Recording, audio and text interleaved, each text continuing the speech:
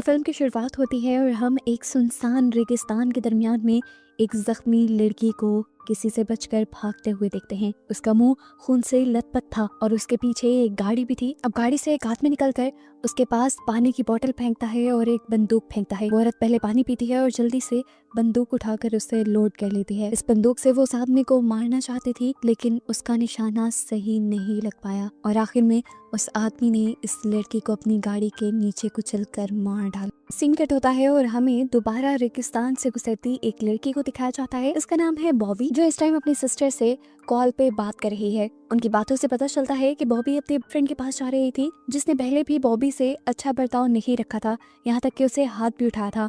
उसकी बहन कहती है ये ना हो कि हमारे डैड की तरह वो भी एक बुरा इंसान निकले और पूरी जिंदगी तुम्हें मॉम की तरह टॉर्चर होना पड़े। लेकिन बॉबी अपनी बहन की बात नहीं सुनती, क्योंकि उसे फिलहाल अपने रिश्ते को एक मौका देना था। रास्ते में वो एक फ्यूल स्टेशन पर रुकती है, जहाँ उसे शेरिफ मिलता है। शेरिफ उसे बियर ऑफर करता है, लेकिन बॉबी को उससे बात करने में इंटरेस्ट नहीं था। वो अपने पैसे पे करके आगे बढ़ जाती है। अभी भी वो अपनी बहन से बात कर रही थी, जो उसे उसके फ्रेंड के खिलाफ भड़का रही थी। इसकी वजह से बॉबी को बहुत ज्यादा गुस्सा आ जाता है और वो ओवर स्पीडिंग करने लग जाती है। ऐसे में वो नोटिस ही नहीं करती कि रास्ते में एक शेरिफ की कार भी खड़ी हुई थी, जो उसे देख चुकी थी। जब शेरिफ उसके पीछे लगा और उसे रुकने का सिग्नल दिया गया, तो उसे रुकना ही पड़ा। शीशे से उसने देखा कि ये वही शेरिफ था जो फ्यूल स्टेशन पर उससे बात करने की कोशिश कर रहा था। शेरिफ उससे उसके डॉक्यूमेंट्स देखता है और बाद में उसे बताया जाता है कि उसे $1000 का चालान हुआ था। ओवर स्पीडिंग के लिए इतना ज्यादा चालान, इतने पैसे उसके पास थे भी नहीं। तो शेरिफ ने कहा पीछे देखो, मेरी गाड़ी की लाइट्स टूटी हैं। तुमने अपनी गाड़ी से कोई चीज ऐसी फेंकी है जिसकी वजह से वो टूटी है। बॉबी ने ऐसा कुछ नहीं किया था, लेकिन फिर भी ये शेरिफ इन सारी चीजों का इल्जाम उन्हीं पर लगा रहा था। शेरिफ उसकी एक बात नहीं सुनता और कहता है तुम चाहो तो फ्यूल स्टेशन के एटीएम से जाकर कैश निकलवा के ला सकती हो, और उस टाइम तक तुम्हारे डॉक्यूमेंट्स और तुम्हारा फोन मेरे पास ही रहेंगे। बॉबी को गुस्सा आ गया और उसने पूछा ये कौन सा कानून है, आपने मेरे से मेरा मोबाइल भी ले लिया है। शेरिफ भी भड़क जाता है और कहता है मुझे कानून सिखाने की जरूरत नहीं, जितना मैं कह रहा हूँ उतना ही करो। वो जब फ्यूल स्टेशन पर पहुंची तो उसे पता चला कि यहाँ का एटीएम पिछले एक हफ्ते से बंद था। बॉबी यहाँ के ओनर को अपनी मुसीबत बताती है कि उसे शेरिफ ने रोक लिया है और उसे बहुत बड़ा चालान भरना पड़ेगा। इस आदमी ने बताया हफ्ते में कई मर्तबा कुछ लड़कियां यहाँ पे आ चुकी हैं, जिन्हें चालान के लिए ही पैसे निकालने होते हैं। उसकी बात से बॉबी समझ गई कि शेरिफ ये जानबूझकर करता है और उसे लड़कियों को तंग करने में मजा आता है। उसे सबक सिखाने के लिए बॉबी फैसला करती है कि वो तो उसका शिकार बिल्कुल नहीं बनेगी और बिना उसे पैसे दिए यहाँ से निकल जाएगी, चाहे उसकी आईडी और फोन उसी के पास रहे। बॉबी को भागते हुए दूर से शेरिफ देख लेता है। हम देखते हैं कि बॉबी के फोन पे उसके फ्रेंड की कॉल भी आ रही थी, जिसे रिसीव करके शेरिफ ने कह दिया कि वो तुम्हें बाद में कॉल करेगी। उसने जब फोन एक बॉक्स में फेंका तो हमें देखने को मिला कि उस बॉक्स में और बहुत से फोन्स और आईडीज थी। वो अब अपनी गन निकालते हुए बॉबी की हेडलाइट पर शूट करता है और ऐसे बॉबी को भी मजबूरन रुकना पड़ जाता है। शेरिफ उससे आकर पूछता है तुम वहाँ से भागी क्यों, जबकि मैंने तुम्हें वहाँ पर इंतजार करने को कहा था। बॉबी कहती है प्लीज मेरी सिचुएशन समझने की कोशिश करो, मुझे अपने बॉयफ्रेंड के पास जाना है, अगर मैं टाइम पर ना पहुंची तो वो मुझ पे जरूर शक करेगा। तब शेरिफ कहता है तुम्हारा जाना मुश्किल है, तुम्हें तो और फाइन पड़ गया है, तुम्हारी गाड़ी की हेडलाइट्स भी टूटी हुई है। वो अब बॉबी की तलाशी भी लेने लग जाता है कुछ अजीब तरीके से। बॉबी को ये सब अच्छा नहीं लगता। शेरिफ उससे कहता है कि इस सब के दौरान लाइसेंस तुम्हारा मेरे पास रहेगा, तुम चाहो तो फाइन भर के ये लाइसेंस अपना निकलवा सकती हो। इसके बाद बॉबी तेजी से यहाँ से जाने लगी, लेकिन तभी हमें दिखाया गया कि उस शेरिफ ने पीछे से बॉबी के टायर को ब्रस्ट कर दिया गन से शूट करते हुए। बॉबी की कार डिसबैलेंस हुई और रेत में धंसने लगी। बॉबी को समझ आ गई कि ये आदमी उससे मौत का खेल खेलने वाला है। अपनी जान बचाने के लिए बॉबी पैदल ही भागने लगी। एक आदमी के पैसे चुरा लिए ताकि इन पैसों से वो शेरिफ से अपनी जान छुड़वा सके, और फिर सुकून का सांस लेने के लिए वहाँ बैठ गई।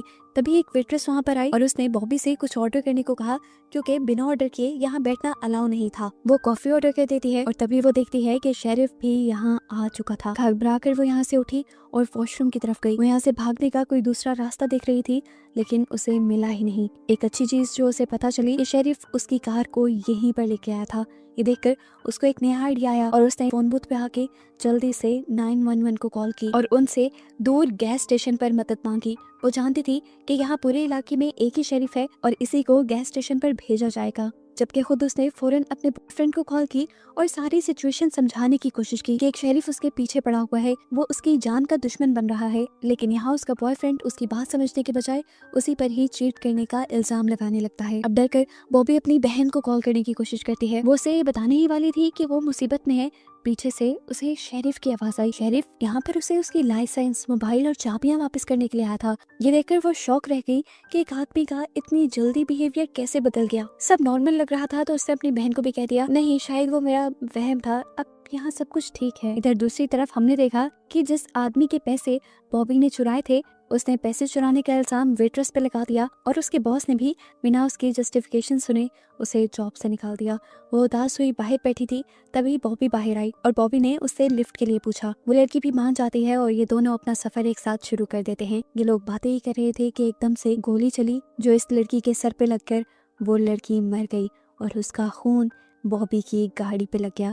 इस लड़की को भी मारने वाला और कोई नहीं बल्कि शेरिफ था, जो पता नहीं क्यों लड़कियों को मार रहा था। बॉबी तो शॉक रह गई थी, एकदम से इतना बड़ा हादसा होना, किसी की उसकी आंखों के सामने मौत हो जाना, उसे सांस भी नहीं आ रहा था। वो अपने आप को नॉर्मल करने के लिए गाड़ी से बाहर निकल आई। इससे पहले कि वो यहाँ पर पूरी तरह रिलैक्स हो पाती, उसने देखा कि शेरिफ अब उसके पीछे आ रहा था। वो भागने का डिसाइड करती है। इस सबके दौरान बॉबी को उसकी बहन की भी कॉल आने लगी। वो रिसीव करके अपनी बहन को तेजी से ये सब बताना चाहती थी, लेकिन तभी उसे पता चला कि कॉल पे शेरिफ ही था। शेरिफ ने अपना नंबर उसकी बहन की जगह सेव कर दिया था। इसी परेशानी में एकदम से बॉबी की कार के सामने एक ट्रक भी आने लगा।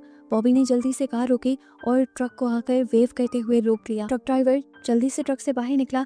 बॉबी की हालत देखते हुए वो उससे पूछता है कि क्या हुआ। बॉबी उसे बता देती है कि मेरे पीछे शेरिफ पड़ा हुआ है, वो मुझे मारना चाहता है, उसने मेरे साथी को भी मार दिया, प्लीज मेरी मदद करो। सिचुएशन सीरियस देखते हुए वो लड़का अपने ट्रक से गन निकाल लेता है और शेरिफ के ऊपर तान देता है। शेरिफ उस लड़की से कहता है, तुम इस लड़की की बातों में मत आना, ये एक किलर है, इसने एक लड़की को मारा है, पुलिस सुबह से इसके पीछे लगी हुई है, इस लड़की को मेरे हवाले कर दो और तुम जाओ। ट्रक ड्राइवर बॉबी को देखता है, उसकी हालत से ऐसा नहीं लग रहा था कि वो कोई किलर हो। वो समझ गया कि शेरिफ ही गलत आदमी है। इससे पहले कि वो शेरिफ को शूट करता, उसका ध्यान भटकने पर शेरिफ ही उसे शूट करके मार देता है। इस आदमी के मरते ही जल्दी से बॉबी दोबारा अपनी कार में बैठी और कार को भगाते हुए यहाँ से ले गई। उसने कार ड्राइव की और वो पहुंची एक सुनसान गैराज में। उसने यहाँ कार पार्क की। वो यहाँ छुपने की जगह ढूंढना चाह रही थी, लेकिन तभी उसे किसी के कदमों की आवाज़ सुनाई दी। अपने आप को बचाने के लिए, अपने डिफेंस के लिए उसने यहाँ से एक लकड़ी उठाई और उस आदमी के ऊपर हमला कर दिया जो उसके पीछे आ रहा था। उसे लगा कि शेरिफ था, लेकिन वो इस गैराज में काम करने वाला एक आदमी था। वो बॉबी को अंदर लेकर जाता है, उसके जख्मों पे पट्टी करता है और उसे कॉफी भी बना कर देता है। बॉबी उसे सारी कहानी बताती है कि किस तरह एक शेरिफ उसके पीछे पड़ा हुआ है और उसने 2 लोगों का मर्डर भी कर दिया है। उसकी कहानी सुनकर वो बॉबी को यहीं रुकने का कहता है और उसकी मदद के लिए वो अपने बॉस को भी बुलाने का फैसला करता है, क्योंकि उसे लगता था कि बॉस उसकी जरूर हेल्प करेंगे और बॉबी को इस मुश्किल से भी निकाल लेंगे। बॉबी खुद वॉशरूम जाने का पूछती है और वो लड़का उसे एक कमरे की तरफ इशारा कर देता है। थोड़ी देर में यहाँ को यहाँ भी किया। कमरे के अंदर जाने पर वो हैरान हो गई। यहाँ पर कार मैकेनिक से रिलेटेड टूल्स के अलावा भी बहुत ही अजीबोगरीब टूल्स थे, जिस तरह चैन सॉ और इस तरह की चीजें। वो हैरान हुई, इन चीजों का यहाँ क्या काम। आगे बढ़ी तो उसने एक दीवार पे बहुत सी लड़कियों की आईडीज देखी और इन आईडीज को देखकर बॉबी के जहन में क्लिक हुआ कि ये जगह शेरिफ की तो नहीं। अभी उसने ये सोचा ही था कि उसके सामने शेरिफ आ गया और वो बुरी तरह घबरा गई। शेरिफ बताता है, तुम इतना दिमाग क्यों लगा रही हो, मैं बताता हूँ ना।